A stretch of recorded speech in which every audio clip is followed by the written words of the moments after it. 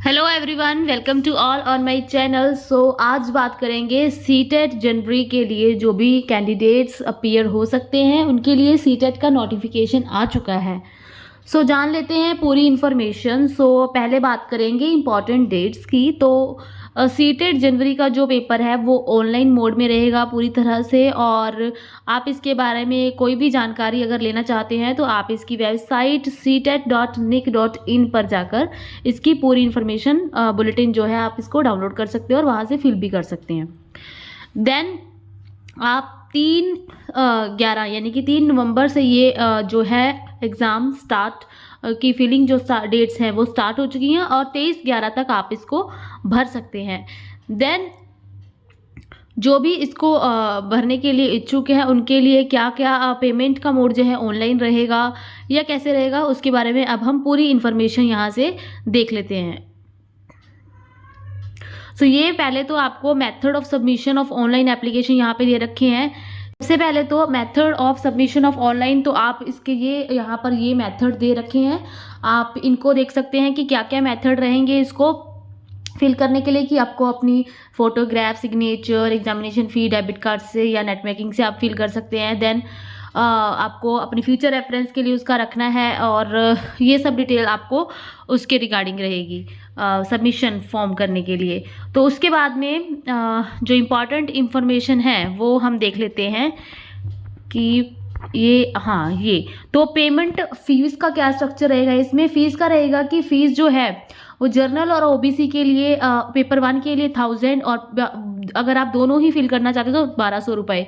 उसके बाद में एससी और एसटी के लिए जो डिसेबल्ड पर्सन है या फिर उनके लिए जो है यहाँ पर 500 पेपर 1 के और 2 के लिए, मतलब अगर आप सिंगल पेपर भरते हैं तो आपको 500 और ओबीसी में आपको पेपर 1 और 2 के लिए 1000 फिल करना पड़ेगा। लेकिन अगर आप बोथ पेपर में अप्लाई करना चाहते हैं तो जो एसटी है उनके लिए 600 रुपीज़ रहेगा और जो जनरल या ओबीसी से हैं उनके लिए 1200 रुपये दोनों पेपर्स का रहेगा। उसके बाद में जो इन्फॉर्मेशन है आपकी फ़ीस हो गई, इम्पॉर्टेंट डेट्स हो गई। देन आपका आएगा क्वालिफ़िकेशन जो है इम्पॉर्टेंट इन्फॉर्मेशन। क्वालिफ़िकेशन पे चलते हैं। तो पेपर 1 और पेपर 2 यहाँ पर दोनों के बारे में मैं आपको इन्फॉर्मेशन अभी दे देती हूँ। सो उससे पहले मैं आपको बता देती हूँ कि सीटेट होता क्या है। सीटेट एक एलिजिबिलिटी एग्ज़ाम है, मतलब इससे जॉब नहीं लगती है, लेकिन जॉब अगर आपको लेनी है गवर्नमेंट तो आपको इसको क्वालिफाई ज़रूर करना पड़ेगा।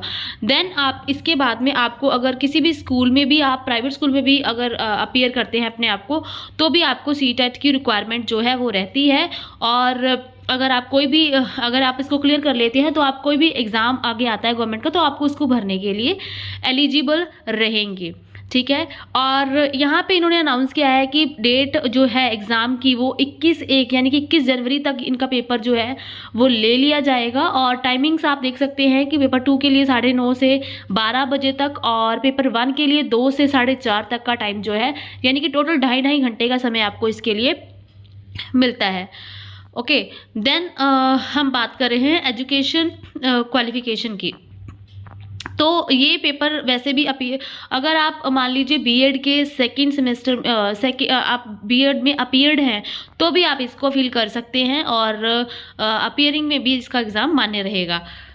उसके लिए ज़रूरी नहीं है कि आप बीएड करेंगे फिर पेपर देंगे, तो वो तो बहुत लेंथी प्रोसेस हो जाएगा। ओके। सो अभी देख लेते हैं कि फिलहाल मैं आपको बता दूं, लेकिन मैं चाहती हूँ कि वो पेज आपके सामने आ जाए तो ही हम बात करें उसके बारे में। तो पेपर 1 के लिए स्ट्रक्चर जो रहता है वो ये है, multiple choice based MCQs based आपका क्वेश्चन आता है। 4 ऑप्शन में आपको एक चुनना रहता है और नेगेटिव मार्किंग यहाँ पर बिल्कुल भी नहीं है।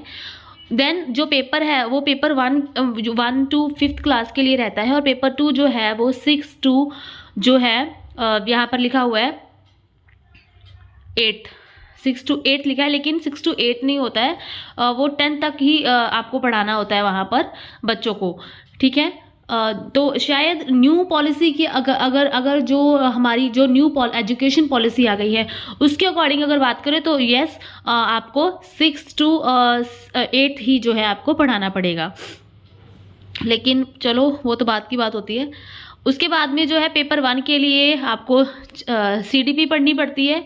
देन सेकेंडली आपको लैंग्वेज आपकी जो भी कंपलसरी होती है, तो इंग्लिश या पंजाबी या हिंदी जो भी रहती है वो आप करते हैं। 2 लैंग्वेज होती है, आप पहली मान लीजिए इंग्लिश कर रहे हैं तो दूसरी आपकी हिंदी होगी, अगर पहली हिंदी कर रहे हैं तो दूसरी आपकी इंग्लिश होगी, इस तरह से ये रहता है। देन मैथमेटिक और EVS ये रहते हैं टोटल पेपर 1 के लिए, तो 30 मार्क्स ईच एंड 150 मार्क्स का पेपर रहता है। और इसी तरह से आप किसी भी लैंग्वेज में जो है अपना पेपर दे सकते हैं। यहाँ पे आपको कोड दे रखे हैं, ये आप देख लीजिए। और फुल डिस्कशन जो है सिलेबस की भी करेंगे हम इसकी।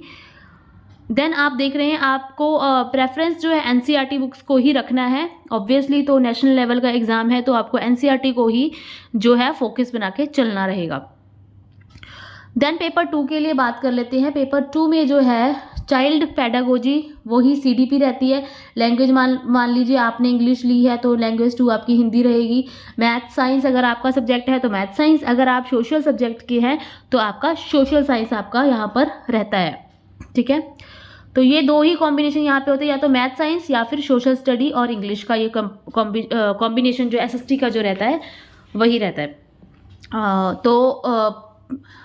ये भी टोटल जो है 30 मार्क्स की यहाँ पे पहले 3, और जो आपका सब्जेक्ट कंसर्न जो भी मैथ है या सोशल साइंस है वो 60 मार्क्स का रहता है। टोटल 150 मार्क्स आपके यहाँ पर बनते हैं।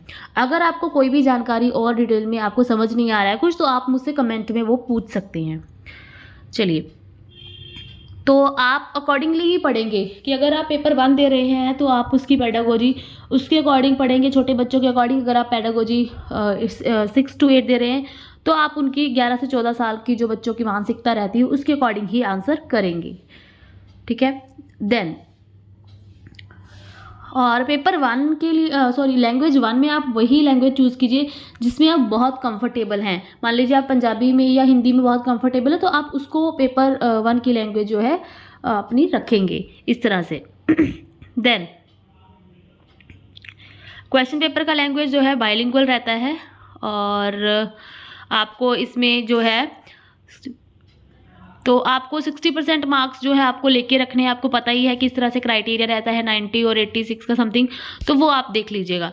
उसके बाद में मैं आपको बता दूं तो इसकी वैलिडिटी जो है इस पेपर को देने की, अब जो है इसकी वैलिडिटी लाइफ टाइम की कर दी गई है। लाइफ टाइम ये एप्लीकेबल रहता है अगर आप इसका पेपर एक बार क्वालिफाई कर लेते हैं। और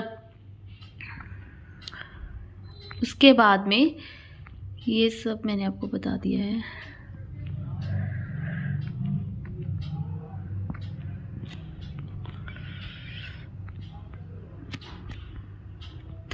तो मैं आपको बता दूं कि कौन इनको अब भर सकते हैं। अगर पेपर 1 की बात करें, अगर आप पेपर 1 की बात करते हैं तो पेपर 1 में वो बच्चे फिल कर सकते हैं जिन्होंने भी अपनी DLED किया है या फिर DLED कर रहे हैं, ETT कर रहे हैं, या फिर जो बच्चे और उन्होंने +2 की हुई है, ठीक है, +2 की हुई है या फिर ग्रेजुएशन की हुई है, वो बच्चे जो है पेपर 1 के लिए अपीयर कर सकेंगे। अच्छा, पेपर 2 के लिए कौन अपीयर कर सकेगा? जिन बच्चों ने अपनी ग्रेजुएशन कंप्लीट की हुई है और सब्जेक्ट कंसर्न में उन्होंने B.Ed भी किया हुआ है। मतलब ग्रेजुएशन और B.Ed की यहाँ पे ज़रूरत रहती है पेपर 2 के लिए। पेपर 1 के लिए आपको +2 और ETT या DLED जो है ये आपका किया होना चाहिए, तो आप इस पेपर के लिए एलिजिबल होते हैं। ये है एजुकेशन क्वालिफिकेशन की बात। और आप अगर मान लीजिए आप B.Ed कर रहे हैं, आप B.Ed के फर्स्ट ईयर में हैं और अभी सेकेंड ईयर नहीं कंप्लीट हुआ है आपका, लेकिन आप सेकेंड में प्रवेश कर चुके हैं, तो आप इसको फिल कर सकते हैं। इसी तरह से DLED जब ETT में भी आप कर सकते हैं ओके, या फिर इसके इक्विवेलेंट जो भी मान्य आपकी डिग्री रहेगी। अब सिलेबस हम इसकी अगली वीडियो में डिस्कस करेंगे। तब तक के लिए धन्यवाद।